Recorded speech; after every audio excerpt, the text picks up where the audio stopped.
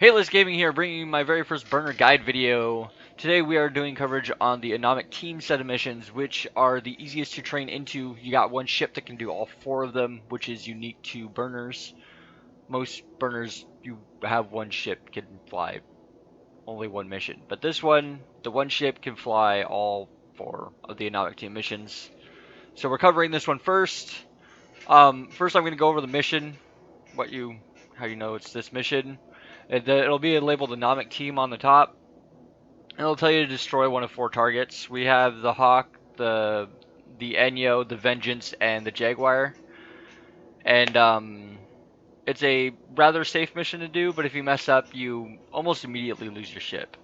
So now that we got the mission covered, I'm going to go over the skills required to do said mission. You're going to need in Spaceship Command, you're going to need Caldari Caldari Frigate to 5. Because Caldari Frigate gives the Garmur an additional 25% damage per level. So that's really important. And then you're going to need Galente Frigate to 1. But you only need it to 1 just to be able to fly the Garmur. You're going to want to train that to 5 for other things, but we'll leave that at that for now.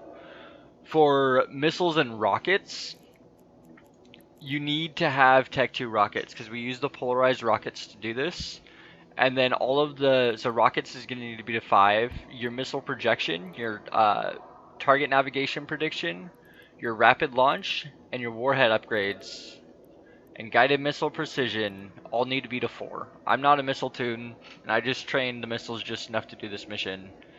And then you're also going to want rocket specialization for 5. And then lastly, in navigation, where is it?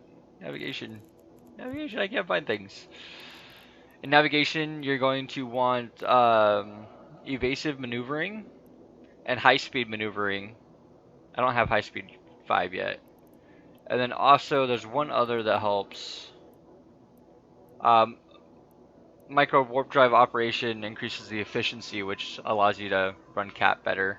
And then I'm going to go under the assumption that you have decent fitting skills to fit fits. I would recommend at least advanced weapon upgrades 4, all your capacitor skills to 5, all your engineering skills to 5, all of your overheating skills to 5, thermodynamics, and you don't need any tank skills for this mission. You see I have 0 resist on this fit, and all the burner fits have 0 resist.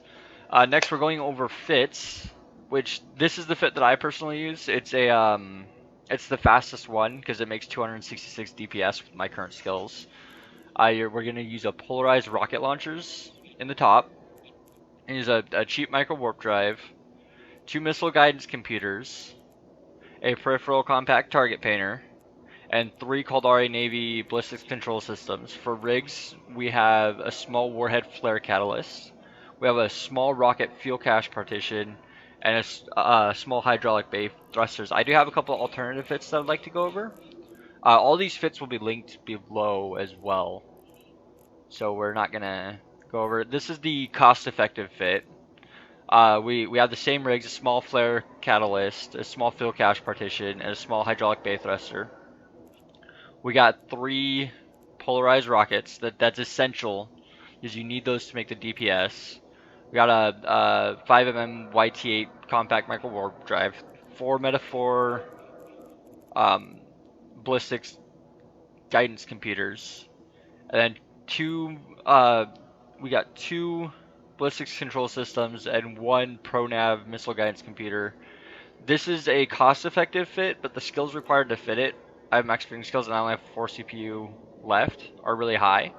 I have one other fit that's a little bit easier to fit.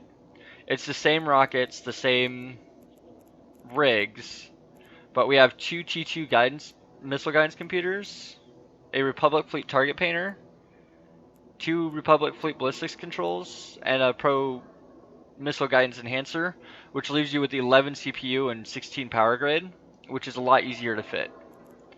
So going into the mission, what you're going to want to check is that you have the right ammo that you're using, and you want to check that you're orbiting at the right distance.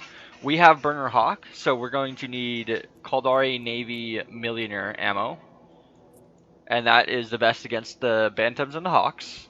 If you're fighting the Enyo, you want to be using Navy Nova. If you're fighting the Vengeance, you want to use Nova ammo on the Inquisitor and Scourge ammo for the Vengeance. If you're fighting the Jaguar, it's a little bit different. You're going to be using Javelin Millionaire ammo for the Burst, and then Navy Scourge for the Jaguar. You may need Javelin Scourge for the Jaguar if your range isn't good enough, if you don't have all the proper missile skills. But you should be good with Navy Scourge.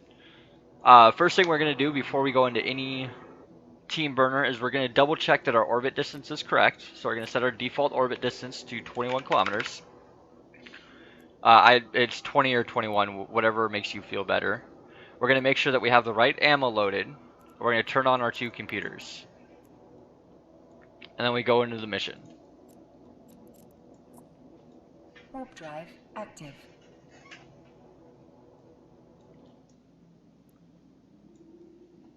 And when you land on grid here, for all the Anomic teams, there's going to be 3 frigates. 2 are logistics. So in the case of the Hawk, it's Bantams. In the case of... Okay, hold on. We're going to turn on our Microwarpdrive. First thing, we're going to turn on our Microwarpdrive and start an orbit. We're going to make sure that it says orbiting Burner Hawk right here. And then as long as we are moving, and as long as we are outside of the 20 kilometer range, the Hawk can't hit us. So I think it's 18 kilometers is a 0 damage range, but you gotta stay out of range or you die. Every burner is gonna have 2 logistics and a frigate. You have to kill the logistics before you can kill the frigate.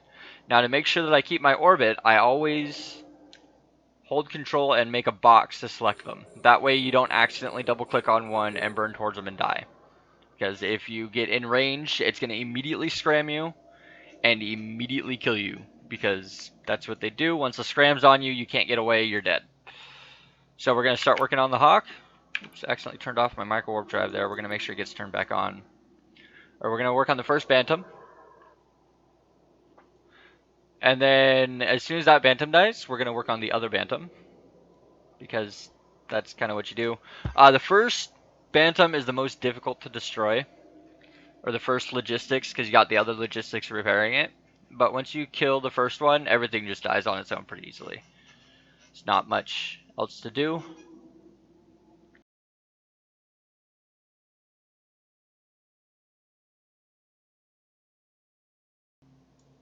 So now we see the first one's dead. As we kill the second one, it's going to die a lot faster. Because there's no repping it. And then once we get to the Hawk, it's easy peasy stuff.